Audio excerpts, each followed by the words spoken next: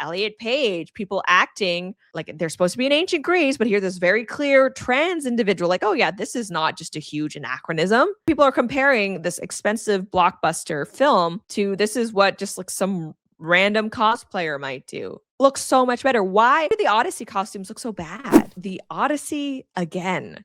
Now, our journey covering this film is going to be coming to a close. The film actually releases like Friday, early showings Thursday. So going to see the film on Thursday. Papa Chen and I will have our review for you folks on Friday. But we've been covering this film for weeks now, if not months. I'll miss being able to hate on it with all of you folks. Thankfully, Hollywood, it's usually pretty generous in giving us things to hate watch, but let's talk about where the Odyssey actually sits now. So as people are reporting so far, keep in mind, these are just critics like the Access Media that has had special screenings of the film. Overwhelmingly positive from critics, the 98% score on the tomato meter. So critics are loving this thing. They're just like, yes, Christopher Nolan, more trans Greek soldiers, Black Helen of Troy. They are loving it. I am willing to reserve judgment for the actual film, right? I'm about to spend like probably 3 hours watching the thing and like 20 some bucks. I don't like wasting time or money. I hope it's good. I hope it is. I'm just not confident that it is. We'll go into reasons why. We've already been covering it, but I hope it is good. So yeah, right now, critically, it's being acclaimed. And also, yeah, film updates says that Christopher Nolan's The Odyssey is projected to open with over $200 million at the global box office. Now, keep in mind, with stuff like Supergirl and Moana, we've been seeing openings in the 40 million range. So 200 million box office, that is a very, very strong opening, if true. If true. And this is just anecdotal, okay? This is not scientific by any means, but I will say we also went to go see the Supergirl early screening on a Thursday. Tons and tons of empty seats. We booked it fairly close to the date itself, so like 2 days out, and there were still the majority seats being available for Supergirl. Not the case with the Odyssey. I booked our tickets probably like 3 weeks before opening, and already most of the seats were taken. We have not good seats at all. We're like in the corner far back. So again, not scientific, but based off that, I do at the very least think that this is going to absolutely crush Supergirl's performance. Going into this, it is looking like this film is not going to be bombing by any means. It's going to probably do really well, but there are still audience grumblings, right? And something can do really well critically and commercially, but still have vocal critics. And it kind of seems like this is going to be the case for this film, because now we have people who are kind of discussing IMAX, right? So if you've seen an IMAX film, it's like the giant screens, and it's more of a square aspect ratio, almost like what they used to do. And so people are now kind of, and Christopher Nolan is famous for loving IMAX. Most people are not going to see this film, though.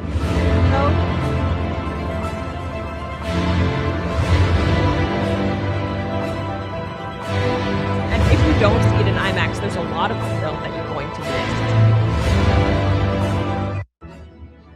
But as people are pointing out, only 40 cinemas on Earth could show what Nolan actually filmed. So apparently there are only 40 IMAX theaters, which it seems surprising to me. This just kind of seems like a pretentious move. Why are you filming something like this so that the vast majority of people are not going to be able to see? I heard someone say it's anti-art, it's anti-audience. I tend to agree. I mean, like, yeah, he's an auteur. He could do whatever he wants. Sure. But like, why not just film what you want, but then also like kind of zoom back, so you also like film in the aspect ratio that we have. Okay, and so yeah, here we have John Leguizamo once more talking about like this whole South American representation thing. Why? Like, bro, he's at the Odyssey premiere, and he's still talking about this side quest he has to address Latin American racial grievances. It's like, bro, number one is people have brought up, you are a Hispanic actor taking a role from a Greek actor. So you are right now in no position to complain about representation when you're actively robbing another group of representation, but also time and place.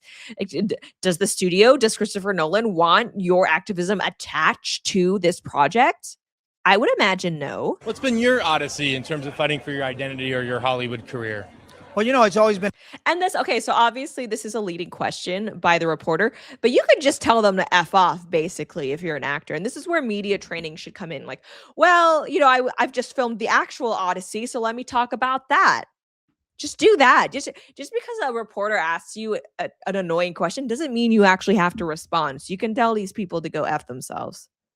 A battle. I mean, Hollywood is not the most accepting place, even though we Latin people are 30 to 40% of the box office and a third of streamers. We're still not represented. We're the most underrepresented, aggressively underrepresented group in America. So that's been my odyssey to try to. Hispanics are underrepresented in America. Really? Really? Who thinks that? These people they live in a fairy tale delusion world. It's just they are so out of touch. Reality just approaches nothing near them. Okay, not their day-to-day lives, not their political or social opinions. It's irrelevant. Okay, and people have also been, I think, rightfully criticizing the costumes. So here we have this is a still that went viral. Tom Holland and gosh, Bernthal. I forget what the name of Agamemnon or something. Anyway, this is supposed to be ancient Greece. It doesn't look good. Okay. And so people are comparing this expensive blockbuster film to this is what just like some random cosplayer might do. Looks so much better. Why do the Odyssey costumes look so bad? They look so drab and dull, lifeless and colorless. Right. And people have pointed out there's scenes where Telemachus, Odysseus' son, played by Tom Holland, he's wearing pants in the film. Again, who gave bro pants in the Odyssey in like 1000 BC? So they obviously they would not have been wearing pants. Right? They would be wearing like togas and things like that. And so it's just really weird. I get Christopher Nolan, a director who's usually known for his autistic, and I mean that in the best way possible, devotion to historical accuracy. I mean, so much so where even in this film, he's like, no, I don't want to have a score because these instruments didn't exist in Greek times. But here we're whooping out pants and Black Helens of Troy. Why? I don't know. That's why. Okay, it's that kind of thing that makes me question this movie. I don't know. It kind of seems like the attention to detail that Christopher Nolan usually does. It was just misplaced here. I don't know.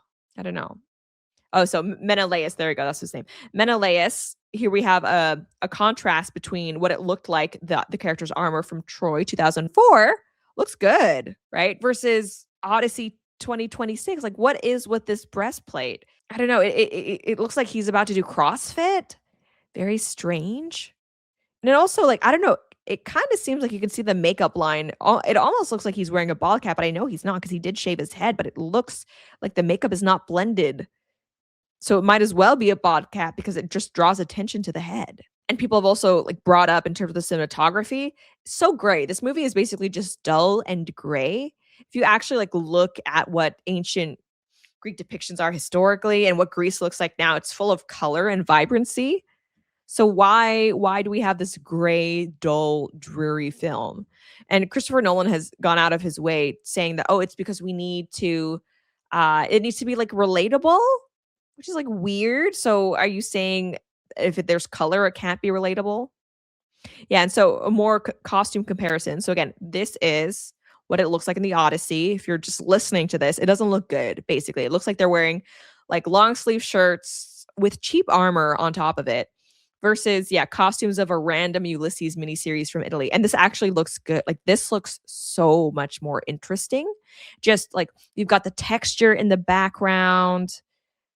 Like, even the color grading is better because there's actually color. And these costumes, they looked lived in. Something that really bothers me is when costumes, the wardrobe, you can tell it's never left the film set. It's only ever been worn on a soundstage.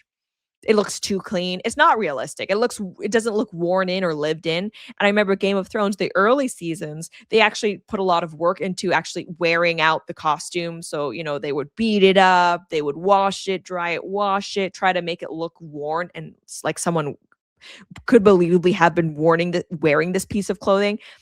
I'm getting similar vibes from this. I don't like from this random Italian miniseries. I don't see that from the actual Odyssey stills. This looks really good. Props to the people who made this. This looks actually unironically better than the stills out of the Odyssey. Okay, well, here's Christopher Nolan commenting on it. You could apply that to, because we're very specifically going out looking for analog textures. Everything about this film is handmade. I mean, we're literally shooting on film stock. We're cutting it together, gluing it together. All of this. We're shooting on real boats and real seas and everything. And that's a particular texture. That's not the only way to make a film. And what AI will present is a lot of different options. Okay, which is like fine. I love the attention to detail, the craft. But when you're bringing in Travis Scott to rap over your closing credits, which from all accounts is what he has done, like then why bother? Does that not take the audience out of it? For filmmakers for a lot of different methods for using films, using a lot of different methods to make films and different types of films. We used every trick in the book on this movie, some old, some new. There's computer graphics, there's puppetry, there's animatronics, there's false perspective, there's really everything. And that's the fun of human creativity in filmmaking, is you're getting brilliant people together. And in chat C1 through 12, I've never seen Nolan have to defend a movie so much. That's the thing. It's not even out yet. It kind of does feel like he at the very least understands people are not happy by and large with a lot of the choices he's made. And so, yeah, here's a good post from George Alexopoulos addressing this. He says, Christopher, let me explain a concept in storytelling called suspension of disbelief. When audiences see a movie, they know it isn't real, but they are willing to pretend it is. In exchange, filmmakers have to promise not to break the illusion, either by accident or intentionally. For example, if Telemachus pulled up to Sparta wearing an Adidas tracksuit with a gold chain and a Honda Civic, it would cause the audience to remember they're in a movie theater. So when the film stops and non-Greek characters start rapping, we are no longer in ancient Greece filled with magic and adventure. We're back in modern day America, where we have taxes to pay, where we have work tomorrow, where life is ordinary. You, the filmmaker, are taking our money and reminding us of the very place we were trying to take a vacation from for a couple hours. The audience cannot suspend their disbelief when you go out of your way to remind them they're watching a movie. And this is exactly why it's jarring. It would be jarring, in my opinion, to see Elliot Page, people acting like they're supposed to be in ancient Greece, but here this very clear trans individual, like, oh yeah, this is not just a huge anachronism. Same with Black Helen of Troy.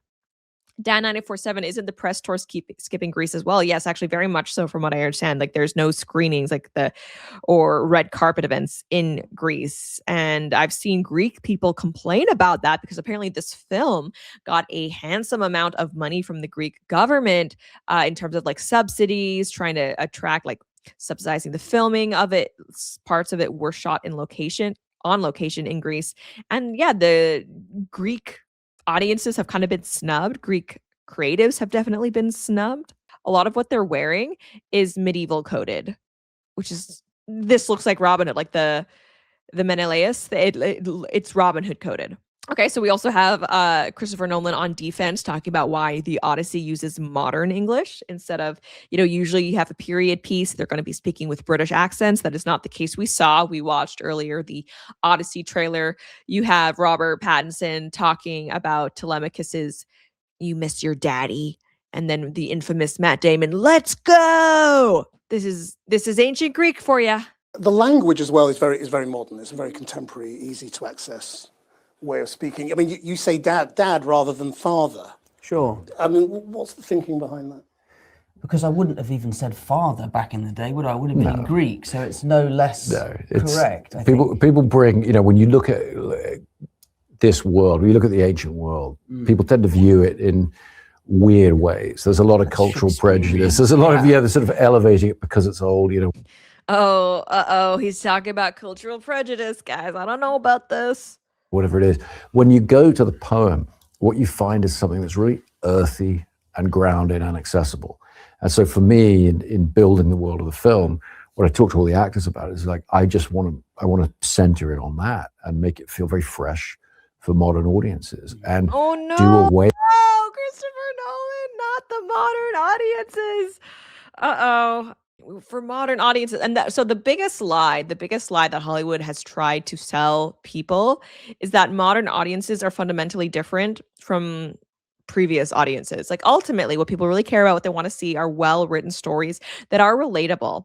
And the mistake that Christopher Nolan makes here that a lot of filmmakers and creatives nowadays make is that they assume the relatability comes from superficial aspects like, hey, you said dad just like I do. I'm just like you. Oh, you're black just like me. This is so relatable. That's not, if you look at great art that transcends time and cultures, that's not what relatability looks like. What we really want to see is relatability in terms of the human experience. And there's a lot of that in the Odyssey. That's why, 2000 years later, whatever, people are still talking about it.